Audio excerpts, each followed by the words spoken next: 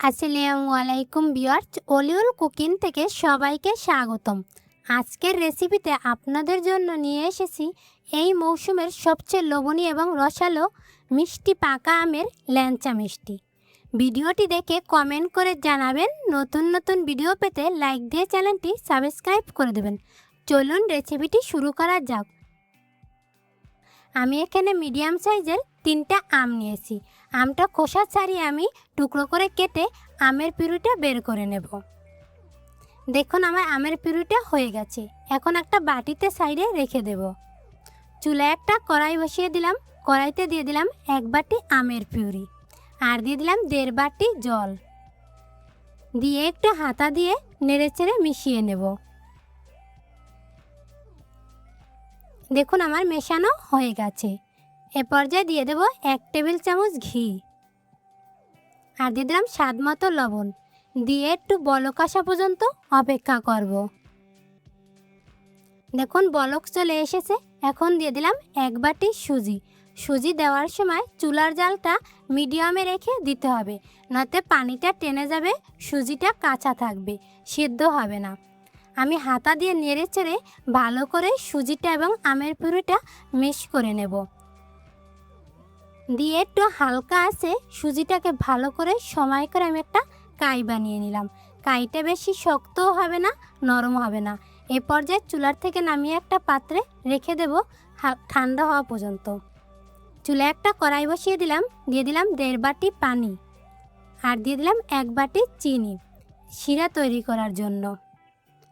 এখন একটা হাতার সাহায্যে একটু নেড়ে চেড়ে দেবো।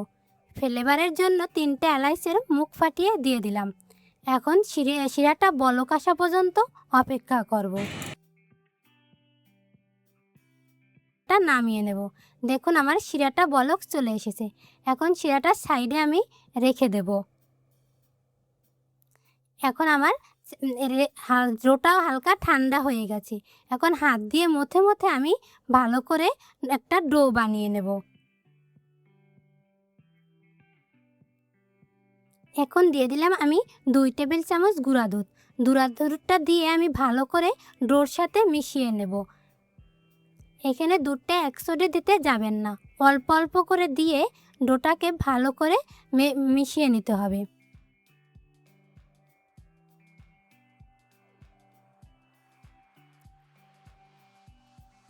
দেখুন আমার ডোটা রেডি হয়ে গেছে।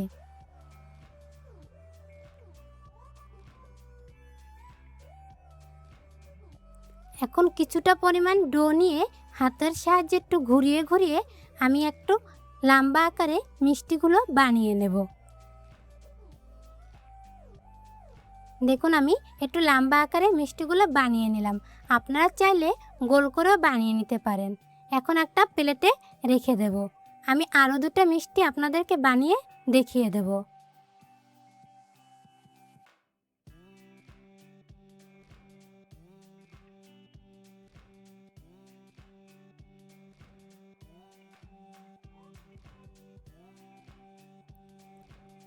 আমি একই রকমভাবে সবগুলো মিষ্টি বানিয়ে নিলাম।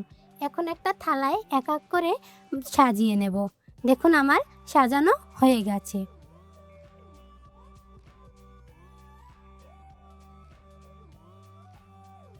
একটা কড়াইতে পর্যাপ্ত পরিমাণ তেল দিয়ে হালকা গরম করে নিলাম। এখন এক এক করে তেলের ভিতর মিষ্টিগুলো দিয়ে দেব। মিষ্টিগুলো দেওয়ার সময় চুলার জালটা বাড়িয়ে দিতে হবে, নয়তো মিষ্টিগুলো ভাজার সময় ফেটে যাবে। এখন একটা হাতার সাহায্যে নেড়ে ছেড়ে দেব। দেখুন আমার মিষ্টির কালার আসা শুরু করে দিয়েছে। আমি আরও কিছু সময় ভেজে নেব। এখন একটা হাতার সাহায্যে আমি তেল থেকে মিষ্টিগুলো উঠিয়ে নেব।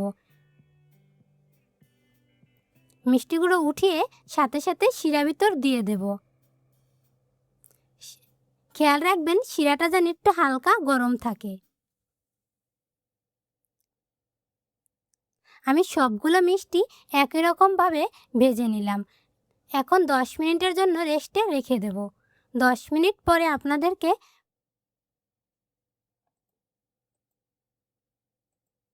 দেখিয়ে দিলাম। দেখুন 10 মিনিট পরে আমি মিষ্টিগুলো দেখে দিলাম কতটা রসালো এবং নরম হয়েছে। মিষ্টিগুলো সব রস টেনে নিয়েছে। এখন একটা থালায় সাজিয়ে দেখিয়ে দেব। দেখেই বুঝতে পারছেন মিষ্টিটা কতটা রসালো হয়েছে। এখন একটা মিষ্টি আমি হাত দিয়ে আপনাদেরকে ভেঙে দেখিয়ে দেব। দেখুন মিষ্টিটার ভেতরে রসে টুটুম্ব এবং সফট ও নরম হয়েছে। ধন্যবাদ।